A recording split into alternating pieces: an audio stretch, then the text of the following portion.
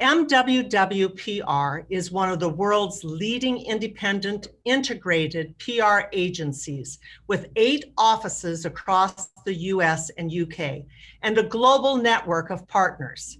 From consumer marketing, corporate reputation, internal and employee communications, to issues and crisis management, creative and content, diversity and inclusion, sports and entertainment, social and digital, and more. MWWPR is smart, fearless, relentlessly relevant, and the magic happens when they all come together.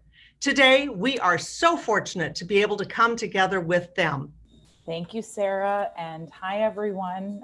Thanks for joining us for this. Very briefly about me, I'm Gina Cherwin. I am the Chief People Officer at MWWPR. That means I oversee everything having to do with our most important asset, our human capital, our people. So what you would think of traditionally as human resources. I have a pretty non-traditional background to PR. I went to Tulane University, also majored in communications, but I lived in Washington, D.C. for 10 years working in and around Democratic politics for a long time.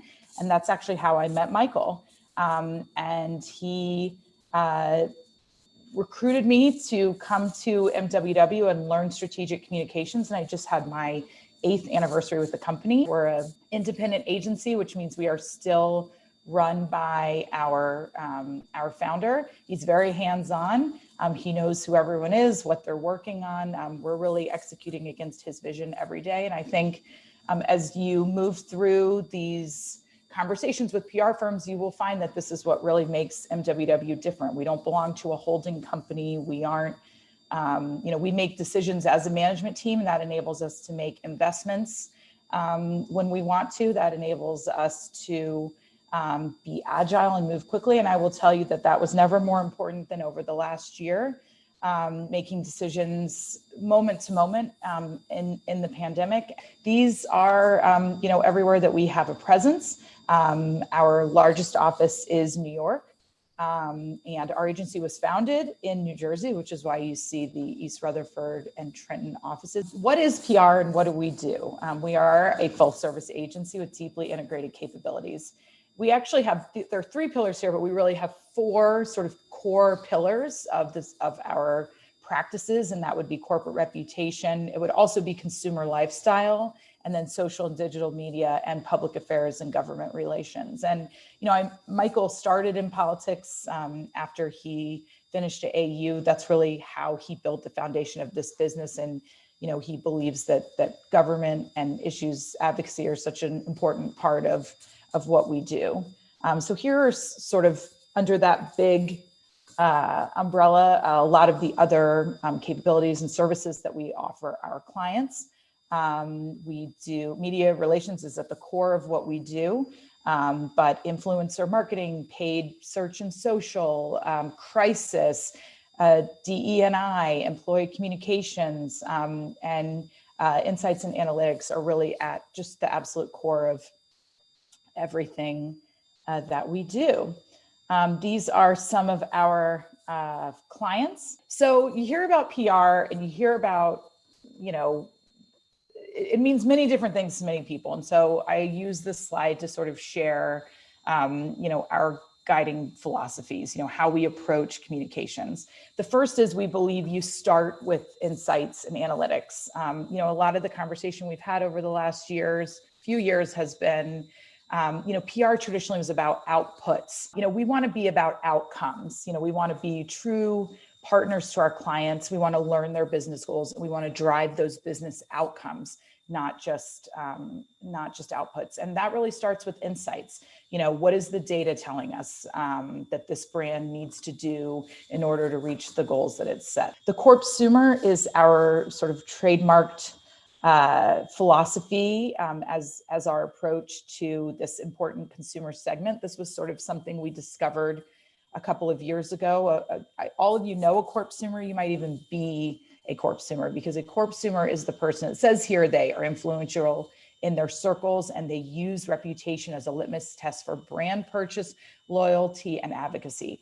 Previously, there was always the feeling that executives should stay out of the fray, and our research in particular is telling us that's not true, that consumers want to see brands take a stand in this environment, and they will actually, even if they don't agree with the stand you took, they're more likely to support your brand if you took a stand.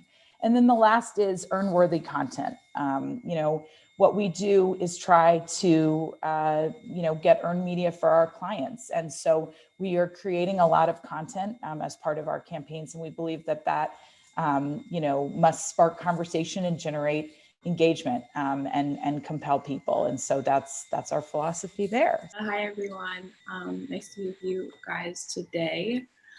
Just a little background. I am an AU alum, class of 2017. I graduated from the school SOC. I came in thinking I was going to be a journalist and quickly switched over. I don't know who convinced me, but I'm glad they did. I love media relations. I have found MWW to be a very interesting agency in that the values that they speak about, they really work towards them in everything. Hi guys, how are you? I'm Kate Gorland. I graduated in 2019. I also started as a journalism major and I made the switch to PR. I think that's a pretty common trajectory for a lot of people. I was in my portfolio class with Professor Kumar and I got the chance to meet the CEO, Michael Kepner. And I reached out to him, and then over the summer I got to view the office. And after networking a little bit and getting my application through, I got hired and I was working in the DC office. So hi, I'm Sophia. I, unlike my colleagues, am not an AU alum. I graduated from Elon about 2 years ago. Once I graduated, I became a part of the 2019 associates class. So I joined MWW through the associates program. After a summer there and just a great experience, I was brought on full time. What is the most challenging part of your day-to-day job? I'd say the most challenging part of the job, especially going into your first full-time job, this is something that I think a lot of other people I work with struggled with in the beginning. It's just time management over communication. They sound like pretty basic things, but it's so easy to get into this mode where you're I'll get everything done, and you go heads down, and then you're just freaking out right before a deadline. It's a constant struggle to make sure that you're always in communication.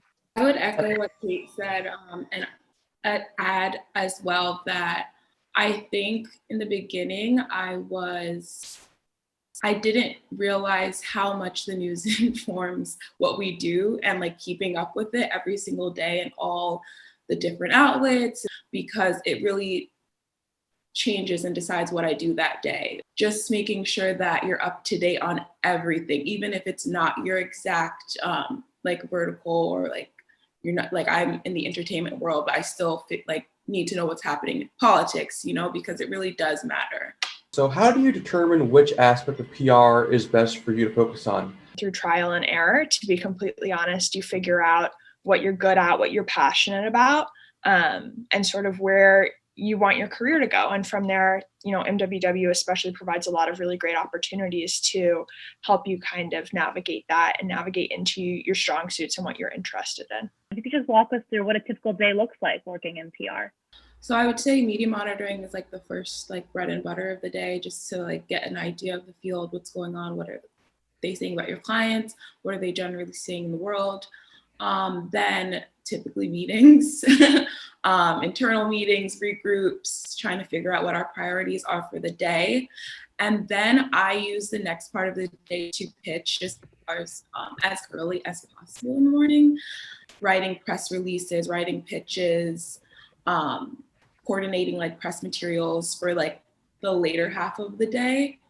I would say working in digital, you have a little bit of a different type of day. I mean, obviously you still have the same meetings and everything like that, but my day typically starts with community management monitoring. So monitoring my clients' pages, keeping up with what happened in social, with how fast paced everything is, managing, any social posts that might come up regarding a client or anything like that. So that's kind of a little bit more how my day goes. What advice would you give for students who are still kind of trying to break into the PR world? I think networking is so important. That's how I found MWW and how it came across my radar. Also, the value of post-grad internships, I think, are so important. Make sure that you always are, advocating for yourself and what you want out of your role and, what you're interested in. I can only imagine how tough it is in this like remote environment. Use everyone you know. Most anyone that you are introduced to will be able to make other introductions for you that may sort of help you, rise above a bunch of anonymous applications for something. I was wondering, what aspect or task in your work do you find to be the most fascinating, and why? I think the most fascinating thing is the research phase of finding reporters that are going to write the story you want. That's just so interesting to me. How do you deal with difficult clients? Great question. Lots of patience. Taking some grace and understanding that not everybody knows what you know, I think is so important. I think just like keeping a positive attitude always. That's something that I learned. Like it's just not worth getting any of that on you. Like if there is an ask and there's not a lot of time to do it, like one of the biggest parts of PR is just like finding a way to get it done and over communicating and asking for help when you can. Just smile, be kind, and do what you need to do. That's it. I'm curious if there was anything that you did not do while at AU, Elon, or another college that you now believe may have better helped you prepare for your first role in PR. I think media monitoring is a big thing because that happens in real time and you just don't really have to do that in school. I'd say media monitoring is number one. And then I guess I never really wrote bylines or things like that, like bylines, award entries. I wasn't really doing that. We were mostly doing strategizing, messaging, and press releases. But bylines and award submissions are more of what I end up doing. I wish I had stressed less about finding a job in my career in school and enjoyed being in college, because there is no other time in your life like that. And your life and career will work itself out. You will get the internships, you will get the jobs. Enjoy college while you're there. I just wanted to say that. Yes, because I stressed out way too much in college. And I just think the kind of person you are from the jobs that I've gotten, who you are, and sometimes who you know, and how much you want something is more important, I think. Yeah, I agree. I definitely was the person that had a color-coded spreadsheet by when everything was due, who I knew, all the information, and it just it is all about who you are. And, I think that that's important. Thanks for being our guest today on the New York City Virtual Experience.